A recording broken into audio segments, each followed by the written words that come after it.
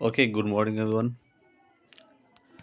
आज हम फिर एक नए चैप्टर धासु चैप्टर के साथ कहने के अर्थ मिल रहे हैं, जो आप सभी को खासकर क्लास 10th, आप यहाँ तक कि आपको 12th बिहार बोर्ड या अदर आपको जो भी कम्पिटिटिव एग्ज़ाम देते हैं, इस वजह से यह चैप्टर्स, यह जो आपका होने वाला है वीडियो, बहुत ही नंबर दिलाने वाला, कह सकते हैं बहुत ही बम्पर और बहुत ही उम्दा वीडियो है। अगर इस ग्राफिक के साथ, इस वीडियो के साथ आप पूरे अंत तक रहते हैं, तो शायद ये आपको बहुत अच्छे नंबर दिलाएँगे। और साथ-साथ मैं ये कहना चाहता हूँ कि मेरे वीडियो के साथ-साथ आप इसी तरह से आप एक अपना नोट्स बनाइए, इन नोट्सों को ही पढ़ें, जो आपके लिए काफ़ी बेनिफिट देंगे। तो सबसे पहले हम बात करने वाले हैं, जो आपको ऊपर में थंबनेल में दिख रहे होंगे कि किसके बारे में बात करेंगे। तो 8085 टू 9046 के बाद बात करूँगा, खास करके इंडियन भारतीय राष्ट्रीय आंदोलन की बात करूँ। ठीक है, चलिए सबसे पहले मैं बात करूँ तो इस चैप्टर को तो सबसे पहले हम अपने समय बर्बाद कम किए, हम अपने चैप्टरों को आगे बढ़ाएं। सबसे पहले बात करें कि हमारे भारतीय राष्ट्रीय ये जो आंदोलन थे, इनको 3 चरणों में बाँटा गया। कितने चरणों में बाँटा गया? 3 चरणों में बाँटा गया। कितने चरणों में बाँटा गया? पहला 3 चरणों में बाँटा गया। पहला आपको उदारवादी चरण है, जो कि आपको 1885 से लेके 1905 के ईस्वी के बीच यह समय पूछा जाएगा कि भारतीय राष्ट्रीय आंदोलन उदारवादी चरण कब से कब तक माना गया है? तो 1885 से 1905 ईस्वी तक, पहला क्वेश्चन। दूसरा क्वेश्चन है उग्रवादी चरण कब से कब तक माना गया? तो 1905 से 1919 ईस्वी तक। ठीक है। तीसरा मैं बात करूँगा गांधीवादी चरण की, मैं बात करूँगा 1919 से लेके 1947 तक। ये 3 चरण आपने देखा। खास करके मैंने पहले ही बताया कि यह बहुत ही उम्दा वीडियो होने वाला है, और आप सभी को खासकर क्लास 10th और इंटर वाले के लिए, या अदरवाइज जो भी आपका खासकर बीपीएससी में भी बहुत सारे इसके क्वेश्चंस पूछे जाते हैं। चलिए मैं बात करूँ तो ये सारे के सारे, अगर ये 2 भाग में बाँटे। पहला उदारवादी चरण के बारे में बात करते समय, इन समयों को पहले उदारवादी चरण में उदारवादी नेता के तौर पर दादा भाई नौरोजी हुआ करते थे उस समय। ठीक है। दूसरा फिरोज शाह मेहता हुआ करते थे, गोपाल कृष्ण गोखले होते थे, तीसरा एमजी रनाडे होते थे। इसके अलावा उग्रवादी नेता के तौर पे मैं बात करूँ तो लाला लाजपत राय होते थे, बाल गंगाधर तिलक होते थे, बिपिन चंद्र पाल होते थे, अरविंद घोष घोष होते थे। इसको शॉर्ट फॉर्म में आप याद कर सकते हो, बाल गंगाधर तिलक। तो चलिए, तो यहाँ मैं बात कर रहा था, इनको शॉर्ट फॉर्म आप क्या याद करो, लाल बाल पाल के नाम से ऐसे शॉर्ट फॉर्म में जाना जाता है, जो उग्रवादी दल के नेता है। चलिए, अदरवाइज मैं बात करूँ अब इन आगे को किस तरह से बात करते हैं। तो सबसे पहला 1885 का भारतीय राष्ट्रीय कांग्रेस की बात आती है। अब देखिए सत्र आता है 1885, यानी 1885 को भारतीय राष्ट्रीय कांग्रेस, जो वर्तमान में कांग्रेस है, वो पहले क्या होते थे। सबसे पहला सत्र है 1885 से 1947 की बात है। इसकी स्थापना जो होती है आपको कब होती है इसकी स्थापना? 28 दिसंबर 1885। यानी पूछा जाएगा भारतीय राष्ट्रीय कांग्रेस की स्थापना कब होती है? तो 28 दिसंबर 1885 को होती है। स्थान पूछा जाएगा गोकुलदास तेजपाल संस्कृत कॉलेज, ग्वालियर टैंक, मुंबई में होती है। इसके अलावा पूछा जाता है प्रारंभिक नाम इसका क्या हुआ करता था? भारतीय राष्ट्रीय संघ, यानी आपको इंडियन नेशनल यूनियन, या शॉर्ट फॉर्म बात करूँ तो आईएनयू के नाम से यह जाना जाता था। इसके अलावा इसके इस समय जो इसके किसके सुझाव से यह नाम बना था, तो ध्यान रखना होगा दादा भाई नौरोजी के। किसके सुझाव से? दादा भाई नौरोजी के। अब दूसरी बात, उसके बाद जो दूसरा नाम आता है वो भारतीय राष्ट्रीय कांग्रेस का आती है, जिसका यानी आपको पूछा जाएगा आईएनयू, यानी इंडियन नेशनल यूनियन का जो नाम शुरू में हुआ करता था और कांग्रेस का, वो फिर किस में परिवर्तित हो गया? तो भारतीय राष्ट्रीय कांग्रेस का नाम जो बदला, वो दादा भाई नौरोजी के विचारों से, अगर मैं बात करूं तो इंडियन नेशनल कांग्रेस या आईएनसी के नाम से जाना गया। अब बात करें इसके संस्थापक, अगर पूछा जाता है, बड़ी क्वेश्चन से इससे बहुत सारे क्वेश्चन आते हैं। पहला क्वेश्चन पूछा जाता है, अगला क्वेश्चन, कि भारतीय राष्ट्रीय कांग्रेस के संस्थापक कौन थे? तो एलन एक्टोबियन ह्यूम संस्थापक कौन हुआ करते थे? ये महोदय आप देख सकते हैं, ये भारत के नहीं बल्कि स्कॉटलैंड का हुआ करता था। निवासी कहाँ था? स्कॉटलैंड को। शॉर्ट फॉर्म हम लोग बोलते हैं ए.ओ. ह्यूम बोलते हैं। क्या बोलते हैं? ए.ओ. ह्यूम। भारतीय सिविल सेवा के एक कह सकते हैं कि सेवानिवृत्त ब्रिटिश अधिकारी हुआ करते थे।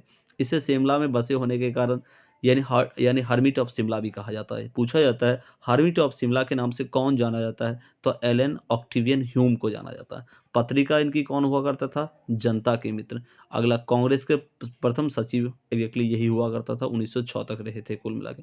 इसे पक्षी के बारे में विशेष जानकारी होने के कारण इसे पक्षी का वैज्ञानिक जनक भी कहा जाता है। इनकी मृत्यु की मैं बात करूँ तो 1912 में यानी 1912 में एग्जैक्टली इसकी मृत्यु हो जाती है बेचारा। ठीक है, ये कहने का अर्थ भारत के अगर जीवन उद्धारक के तौर पर। चलिए अगर मैं दूसरा स्लाइड के तौर पर मैं बात करूँ तो 1905 की बात आती है। अब 1905 में एग्जैक्टली क्या होता है? देखिए 1905 में सबसे पहला बात आता है कि उद्देश्य इसके। उद्देश्य में अगर मैं बात करूं तो यहाँ हिंदू मुस्लिमों के एकता को तोड़ना, ये किनका उद्देश्य हुआ करता था? इंग्लैंड वासियों का, यानी इंग्लैंड के लोगों का होना, यानी उस समय जो हमारे यहाँ खास करके उनका जो आधिपत्य था। निर्णय बात करूँ तो 20 जुलाई 1905 का आती है। विरोध फिर आता है आपको 7 अगस्त 1905 के। फिर लागू की बात आती है तो 16 अक्टूबर 1905 के आती है। बंगाल विभाजन। चलिए बात करें बंगाल विभाजन की। बंगाल जब विभाजित किया जाता है तो दो भागों में इसकी क्यों विभाजित की जाती है? अगर देखिए सबसे पहला क्वेश्चन यहाँ बनता है कि बंगाल आखिर क्यों विभाजित किया जाता है? तो खास करके भारत, उनका उद्देश्य जो था तो हिंदू मुस्लिम की एकता को तोड़ना था। ये बंगाल विभाजन कब हुआ? 20 जुलाई 1905 को होता है। विरोध की बात आती है तो इसका विरोध जो होता है वो 7 अगस्त 1905 को होता है। फिर लागू जो किया जाता है 16 अक्टूबर 1905 को किया जाता है। उस समय यानी वायसराय भारत का हुआ करता था, लॉर्ड कर्जन हुआ करता था। अब इसको जब दो भागों में बांट देते हैं, खास करके इनको दो भागों में जब इनको बांट देते हैं तो दोनों भागों में बांटने के बाद जो होते, एक आपको पूर्वी बंगाल और दूसरा आपको पश्चिमी बंगाल। पूर्वी बंगालों में आपको पूर्वी बंगाल, आसाम, मुस्लिम बहुल क्षेत्र, इसका राजधानी हुआ करता था ढाका हुआ करता था। जबकि पश्चिम बंगाल की मैं बात करूं तो पश्चिम बंगाल, बिहार, उड़ीसा, हिंदू बहुल क्षेत्र जिसकी राजधानी हुआ करता था कोलकाता। इसके अलावा इसमें और दो पॉइंट जो बनती है वो आपको, एक स्वदेशी आंदोलन की शुरुआत हो जाती है। स्थान कहाँ हुआ करता था पूछा जाएगा। स्वदेशी आंदोलन की शुरुआत कहाँ होती है? तो टाउन हॉल कोलकाता में एग्जैक्टली ये एग्जैक्टली पूरी होती है। ठीक है, जबकि अगला मैं बात करूँ तो विभाजन विरोध, जब इनकी विभाजन हो जाता है, ठीक है, जब इनकी विभाजन हो जाता है तो आगे क्या होता है? सबसे पहले स्वदेशी आंदोलन में बात करूं। स्वदेशी आंदोलन जो है विभाजन के बाद जो इसकी घोषणा जो होती है वो 7 अगस्त 1905 को की जाती है। ठीक है, स्थान अगर पूछा जाए स्वदेशी आंदोलन की ये कहाँ से शुरू होता है तो टाउन हॉल कोलकाता। प्रस्ताव कौन किसने रखा था और किसके सुझाव पर रखा था? तो सबसे पहला उनका उस समय जो बहिष्कार प्रस्ताव था यह कृष्ण कृष्ण कुमार आपको मित्र के सुझाव पर रखा गया था। नेतृत्व करने वाले कौन कौन लोग हुआ करते थे? बंगाल यानी बाल गंगाधर तिलक हुआ हुआ करते थे। मुंबई और पुणे। देखिए बाल गंगाधर तिलक जो होते थे मुंबई और पुणे, ठीक है। जबकि लाला लाजपत राय में बात करूँ तो पंजाब और उत्तर प्रदेश। जबकि इसके अलावा बात करें सर सैयद रजा में बात करूँ तो दिल्ली से। इसके अलावा चिदम्बरम पिल्ले के में बात करूँ तो मद्रास से उन्होंने किया था। फिर से बात करूँ, बाल गंगाधर तिलक ने इस विरोध का जो कमान संभाला था वो मुंबई और पुणे से संभाला था। जबकि लाला लाजपत राय में बात करूँ तो पंजाब और उत्तर प्रदेश से। सर सैयद रजा अगर मैं बात करूँ तो दिल्ली से उन्होंने अपने इन कमानों को किया था। जबकि चिदम्बरम पिल्ले की मैं बात करूँ तो मद्रास से पूछा जाएगा। इसके अलावा इसी समय नारा दिया गया था वंदे मातरम। खासकर इसी समय बड़ी सुंदर नारा दी गई थी, वंदे मातरम, विभाजन नहीं चाहिए और बंगाल एक है, क्योंकि बंगाल प्रेसिडेंसी उस समय हुआ करते थे। इसके बाद मैं बात करूँ विभाजन लागू के बाद घटना क्या, जब विभाजन हो जाते तो क्या क्या घटना होती है। संपूर्ण बंगाल में शोक दिवस मनाया जाता है। रविंद्रनाथ टैगोर की सुझाव में आपको राखी दिवस मनाया जाता है। पूछा जाएगा राखी दिवस जो है वो किसके सुझाव में दिया गया? तो रविंद्रनाथ टैगोर के दिया गया। ठीक है, आगे मैं बात करूं और इसके अलावा और मैं मुख्य जो पॉइंट थे वो अगला पॉइंट हुआ करता था, बंगाल विभाजन के दौरान रविंद्रनाथ टैगोर द्वारा प्रसिद्ध गीत आपको गाया गया, अमार अमार सोनार बंगला लिखा गया, जो बांग्लादेश के राष्ट्रीय गीत आगे जाके बना। अगर एक क्वेश्चन मैं इसे थोड़ा हट के बना दूं, ऐसा कौन सा व्यक्ति है जिन्होंने दो राष्ट्रों की राष्ट्रीय गीत को संबोधित किया है, लिखा है, कंपोज किया है? तो रविंद्रनाथ टैगोर का नाम जो भारत और बांग्लादेश के नाम आता है। दूसरा मैं बात करूं अगला बंगाल विभाजन रद्द, यानी बंगाल विभाजन रद्द कब होता है? या दिल्ली दरबार के सबसे पहला 1911 की बात हुआ करता था, दिल्ली दरबार का आयोजन, यानी दिल्ली अगर पूछा जाएगा क्वेश्चन कि दिल्ली दरबार का आयोजन कब होता है तो 1911 बता। आयोजन अगर मैं बात करी तो 12 दिसंबर 1911 की बात हुआ करता था। इस समय वायसराय लॉर्ड हेडिंग द्वितीय की बात आती है। इंग्लैंड सम्राट जॉर्ज पंचम स्वागत करने, तो निर्णय बात आती है, क्या निर्णय आती है सबसे पहला उस समय? निर्णय बंगाल विभाजन रद्द होता है, यानी आपको काला कानून खास करके एक बड़ी रंग लाती है। राजधानी के तौर पे मैं बात करूँ तो कोलकाता से दिल्ली उस समय कोलकाता हुआ करता था, लेकिन अब इनकी राजधानी जो होती है 1911 में दिल्ली राजधानी ठीक है। अगला क्वेश्चन पूछा जाता है कि खास करके भारत की नई राजधानी दिल्ली कब बनी? तो 1 अप्रैल 1912 को भारत की नई राजधानी दिल्ली बनती है। इसके अलावा 1912 की मैं बात करूँ, 12 में बिहार को बंगाल से अलग करके एक अलग प्रांत बनाया गया, जिसमें वर्तमान उड़ीसा और झारखंड सम्मिलित था। आगे जाके हम बात करेंगे कि एग्ज़ैक्टली हमारा बिहार जो है फिर उड़ीसा से कब अलग होता है, फिर आपको बिहार से आपको जो बिहार के एक पड़ोसी झारखंड है वो कब अलग होते हैं, इसके बारे में बात करें। अगला मुस्लिम लीग की मैं बात करूँ। अब देखिए मुस्लिम लीग की मैं बात करूँ, बड़ी ही इसकी इंटरेस्टिंग स्टोरी रही है मुस्लिम लीग की। तो सबसे पहला आती है कि 1906 की बात आती है, यानी पूछा जाएगा कि मुस्लिम लीग की स्थापना कब होती है? तो 1906। मुस्लिम लीग की स्थापना कब होती है? 1906। देखिए आप सभी को ध्यान रखते हो, ये जो है आपके काफ़ी नंबर दिलाने वाले क्वेश्चंस हो सकते हैं। देखिए स्थापना 1906 की भी बात करूँ, पूछा जाएगा मुस्लिम लीग के संस्थापक कौन हुआ करते थे? आगा खां और सलीम उल्लाह खां हुआ करते थे। प्रथम अध्यक्ष कौन होते थे? आगा खां होते थे। जबकि इनकी प्रथम आगे उद्देश्य की मैं बात करूँ, क्या इनका उद्देश्य होता था? सबसे पहला उद्देश्य यह होता था कि ब्रिटिश सरकार के प्रति मुसलमानों की निष्ठा बढ़ाना, पहला। दूसरा, मुसलमानों के राजनीतिक अधिकारों की रक्षा करना। तीसरा, कांग्रेस के प्रति मुसलमानों से घृणा उत्पन्न करना। ठीक है? इसके अलावा मुख्य रूप से जो था वो पृथक निर्वाचन मंडल की मांग उन्होंने किया। ठीक है? ये कब किया? तो अमृतसर में 1908 में किया। जबकि 1907 के कराची होते अधिवेशन, फिर 1906 में एग्जैक्टली ढाका अधिवेशन एग्जैक्टली होते हैं। तो ये 3 तरह के मुस्लिम ने अपने अधिवेशनों को पूरा किया। ठीक है? आगे चलें बात करें 1907। अब 1906 के बाद 1907 में क्या-क्या एग्जैक्टली रहते हैं पहले वो देखें। देखिए 1907 में बात करूँ तो सबसे पहला सूरत अधिवेशन पूछा जाता है। ठीक है? अध्यक्ष रास बिहारी बोस हुआ करते थे। पूछा जाएगा 1907 का आपको अधिवेशन कौन थे? यानी सॉरी 1907 का जो अधिवेशन था वो कहाँ हुआ?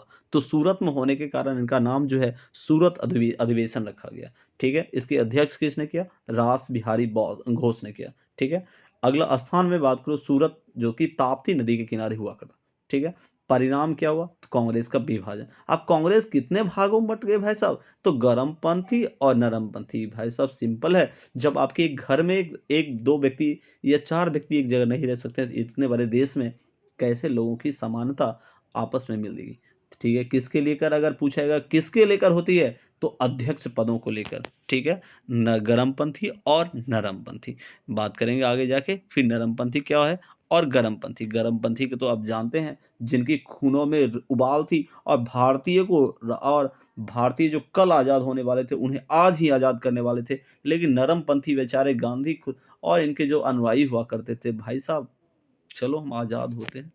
इसी तरह से लोग हम आगे आ जाके नरमपंथी में जुड़ते चले गए। अब बात आती है 1908 में खुदीराम की फांसी की बात आती है। यानी 8 के ये बड़ी ही दुखद घटना थी, क्योंकि भारत के एक सपूतों की खास करके फांसी। देखिए 1908 में खुदीराम बोस और प्रफुल्ल चाकी द्वारा मुजफ्फरपुर के जज पर हमला किया गया, जो कि असफल रहा। घटना के बाद प्रफुल्ल चाकी ने आत्महत्या कर ली और खुदीराम बोस को 18 वर्ष की उम्र में फांसी हुई। देखिए ऐसा माना जाता है कि यानी मुजफ्फरपुर में जो एग्जैक्टली बम कांड हुए, इसमें ये बेचारे की लगभग फांसी हो गई। ठीक है? मात्र उनकी उम्र 18 वर्ष थी। 1909 की बात आती है। देखिए 1909 के मार्लो मिंटो सुधार अगर वह पूछा जाता है, जिसमें इसका मुख्य बिंदु हुआ करता था कि भारतीय परिषद अधिनियम 1909 की बात आती है। तात्कालीन वायसराय उसमें लॉर्ड मिंटो हुआ करता था। ब्रिटिश सरकार के इस अधिनियम द्वारा मुसलमानों को पृथक के निर्वाचन मंडल की व्यवस्था करना था एग्जैक्टली। ठीक है? चलिए बात आगे 1909 के बाद बात करें 1913 की बात, क्योंकि 10-11 में ये बीच वाले साल में ज़्यादा ऐसे कुछ नहीं होते हैं, 13 की बात आती है। देखिए 13 के बाद मैं बात करूँ तो इसका सबसे पहला गदर आंदोलन यहाँ थे, ठीक है? इसका उद्देश्य क्या था? सबसे पहला इसका उद्देश्य हुआ करता था भारत को अंग्रेजों से आज़ादी दिलाना। इनकी स्थापना होती 1 नवंबर 1913 को होती है। संस्थापक हुआ करते थे यानी लाला हरदयाल हुआ करते थे, ठीक है? स्थान हुआ करता था सैन फ्रांसिस्को अमेरिका में। प्रथम अध्यक्ष हुआ करते थे सोहन सिंह भागना, याद रखना। गदर आंदोलन के एग्जैक्टली प्रथम अध्यक्ष थे सोहन सिंह भागना हुआ करते थे। स्थान था सैन फ्रांसिस्को अमेरिका हुआ करता था और संस्थापक लाला हरदयाल हुआ करता था। और स्थापना की बात आती है तो 1 नवंबर 1913 को होती है, जबकि उद्देश्य उसका था भारत को आज़ादी दिलाना।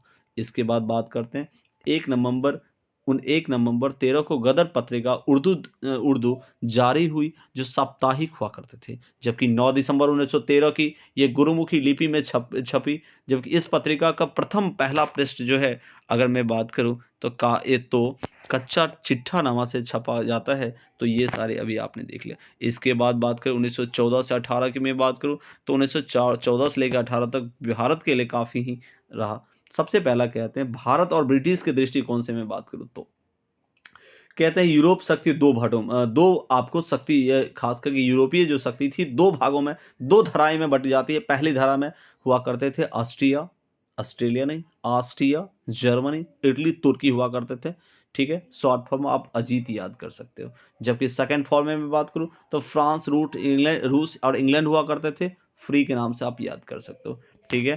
इस समय तत्कालीन बादशाह में बात करूं तो लॉर्ड हेनरी हुआ करते थे। जबकि 1915 में गांधी जी का भारत आगमन। अब देखिए भारत के महान पुरुषों हमारे गांधी का आगमन होता है, ठीक है? तो गांधी जी ने प्रथम विश्व युद्ध में अगर मैं बात करूं तो सरकार की खास करके युद्ध में आर्थिक एवं सैन्य मदद की थी। और ब्रिटिश सरकार ने गांधी जी से खुश होकर गांधी जी को केसर-ए-हिंद की उपाधि दी थी, ठीक है? आफ्टर इसके बाद बात करें तो गांधी जी ने इन उपाधियों को आगे जाके लौटाते हैं। वो क्यों लौटाते हैं 1900 आगे जाके बात करते हैं, ठीक है? अब 16 की बात आती है। देखिए 1916 में बात करूं देखिए 1916 के लखनऊ अधिवेशन या लखनऊ समझौता या कांग्रेस लीग समझौता के नाम से जानते हैं। अध्यक्ष उसमें कौन हुआ करता था? अंबिका चरण मजूमदार। परिणाम नरमपंथी एवं गर्मपंथियों की एकता हुई। अब दोनों दलों को एक लाया गया, क्योंकि दोनों अगर एक साथ काम करेंगे तो शायद भारत को बहुत जल्दी आज़ादी मिलती। इसके लिए दोनों को एक किया गया। इस अधिवेशन में कांग्रेस लीग समझौता हुआ, लखनऊ पैक्ट हुआ। कांग्रेस एग्जैक्टली मुस्लिमों से निर्वाचन की मांग स्वीकार कर ली। इस अधिवेशन में राजकुमार शुक्ल की भेंट गांधी जी से हुई थी, याद रखना। यही राजकुमार शुक्ल आगे गांधी को एग्जैक्टली चंपारण लाएंगे और किसान आंदोलन से उन्होंने रूबरू कराएंगे। या आप जानोगे कि खास करके नील क्रांति के बारे में आगे जाके राजकुमार शुक्ल यही हुआ करते थे, जो कि गांधी को लाने वाले थे बिहार। अगला बात आती है 1916 को होम रूलिंग के आंदोलन की बात आती है। तो सबसे पहला आयरलैंड का शब्द, यह एग्जैक्टली आयरलैंड का शब्द अर्थ स्वशासन है, याद रखिएगा। जो उस समय वासरय हुआ करते थे लॉर्ड चेम्सफोर्ड हुआ करते थे 1916 में, ठीक है? उस समय यह अगर पूछा जाता है कि होम रूल दो लोगों ने चलाया। पहला का नाम हुआ करता था तिलक, दूसरा का नाम होता एनी बेसेंट। ये बड़ा ही कंफ्यूजन क्वेश्चन है कि किसने कहाँ कहाँ चलाया। तो सबसे पहले तिलक का क्षेत्र हुआ करता था महाराष्ट्र और कर्नाटक, जबकि मुख्यालय इनका होता बेलगांव। और स्थापना इन्होंने किया 28 अप्रैल 1916 को महाराष्ट्र में किया था। जबकि मैं बात करूं एनी बेसेंट की होम रूल की मैं बात करूं, जो क्षेत्र हुआ करता था मद्रास तमिलनाडु हुआ करता था। मुख्यालय होता था अडियार मद्रास हुआ करता था, याद रखना। इसकी स्थापना बात आती है तो 1 दिसंबर 1916 को मद्रास में इनकी स्थापना की जाती थी। अब दोनों का उद्देश्य भी जरा जान लीजिए। इनका उद्देश्य हुआ करता था स्वराज की स्थापना, इनका उद्देश्य था स्वशासन की स्थापना। अगर पूछा जाएगा एनी बेसेंट की उद्देश्य क्या था तो स्वशासन की स्थापना, जबकि उनका उद्देश्य था केवल स्वराज की स्थापना करना। जबकि कथन की मैं बात करूं तो स्वराज मेरा जन्मसिद्ध अधिकार है, जबकि इनका सचिव हुआ करता था जॉर्ज रुंडेल हुआ करता था। आगे बात आती है 1917 में आंदोलन की बढ़ती लोकप्रियता को देखते हुए ब्रिटिश सरकार ने इनका दमन किया। किसका? खास करके होम रूल की दमन की, ठीक है? अब देखिए मैं बात करूं चंपारण सत्याग्रह। अब बात खास करके किसानों के लिए। देखिए पहली बार गांधी जी द्वारा सत्याग्रह का प्रयोग याद रखना पूछा जाता है। गांधी जी द्वारा प्रथम सत्याग्रह कहाँ शुरू किया गया था तो याद रखें दक्षिण अफ्रीका में। जबकि 1893 की बात हुआ करता था। जबकि भारत में पहली बार गांधी जी द्वारा सत्याग्रह प्रयोग अगर कहाँ किया गया तो 17 में किया गया। कहाँ किया गया? जो चंपारण में किया गया। जबकि पहली बार गांधी जी द्वारा कब किया गया? तो अफ्रीका में किया गया। कब किया गया? 1893 में। जबकि बिहार ये चंपारण हुआ करता था। और यहाँ एक जटिल कारण तिनकठिया प्रथा था। तिनकठिया मतलब जितने भी खास करके किसान होते थे, अगर आप 1 बीघा यानी 20 कट्ठा जमीन अगर आप करते हो तो 20 कट्ठा में उनका 3 भाग यानी 3 कट्ठा जो होता है वो आपको नील की खेती करनी पड़ेगी। लेकिन नील की खेती करने के कारण यहाँ के किसान की स्थिति काफ़ी दयनीय हो गई थी, और इतनी दयनीय हो गई थी जो कि आप कह नहीं सकते। तो इनके लिए बेचारे विरोध कर रहे थे नील की खेती। उद्देश्य क्या था इनका? खास करके चंपारण सत्याग्रह था। तिनकठिया प्रथा को समाप्त करना था, क्योंकि किसान के लिए यह एक तरह का श्राप था। राजकुमार शुक्ल के अनुरोध पर पूछा जाता है किसके अनुरोध पर गांधी जी आए? तो राजकुमार शुक्ल के अनुरोध पर गांधी जी चंपारण आए थे। इसके अलावा कहते हैं आंदोलन सफल होने के बाद रविन्द्रनाथ टैगोर जी ने महात्मा की उपाधि दी। पूछा जाता है गांधी को महात्मा की उपाधि किस आंदोलन में मिली, किसने दी? तो याद रखा रविन्द्रनाथ टैगोर द्वारा गांधी को खास करके महात्मा की उपाधि दी गई। किसमें? यही आपको हुआ करता था चंपारण आंदोलन। ठीक है। अगला 1918 की बात करो, अहमदाबाद। अब इससे प्रेरित होकर गांधी जी की लोकप्रियता काफ़ी बढ़ने लगी, और इनकी फिर मांग होती है 1918 की। अहमदाबाद मील मजदूर आंदोलन की बात आती है। सबसे पहला कारण में बात करूं, मील वहाँ जिस तरह से चंपारण में किसानों की स्थिति काफ़ी दयनीय थी, उनकी स्थिति को देखते हुए गांधी जी ने वहाँ सत्याग्रह किया था। उसी प्रकार से अहमदाबाद में जो मिल हुआ करता था, मिल में द्वारा प्लेग बोनस नहीं देने के कारण वहाँ जो था, वहाँ आपको एक तरह का बोनस था, किसानों को नहीं दे सॉरी वहाँ मजदूरों को नहीं दिया जा रहा था। इसके लिए उन्होंने गांधी जी का अनुरोध किया था। इसके अलावा आंदोलन कंपनी 35% बोनस देने को तैयार लास्ट में हुई। किसके बाद? जब गांधी जी गए। तब फिर महात्मा गांधी का प्रथम भूख हड़ताल आपको यही हुआ करता था 1918 में। ठीक है। इसके बाद अगला बात करें 1918 की, खास करके खेरा सत्याग्रह या कर्ण ही बात करें। देखिए सबसे पहला कारण क्या होता है, खेरा आंदोलन क्यों हुआ, सत्याग्रह क्यों गांधी को करना पड़ा? फसल नष्ट होने के बाद भी सरकार द्वारा किसानों से लगान वसूल, जिसके कारण वहाँ की किसानों की स्थिति इतनी दयनीय थी जिनकी हम केवल कल्पना ही कर सकते हैं। उसके पास शायद कुछ नहीं हुआ करता था। ठीक है। इसलिए उन्होंने आंदोलन की और गांधी ने समर्थन किया।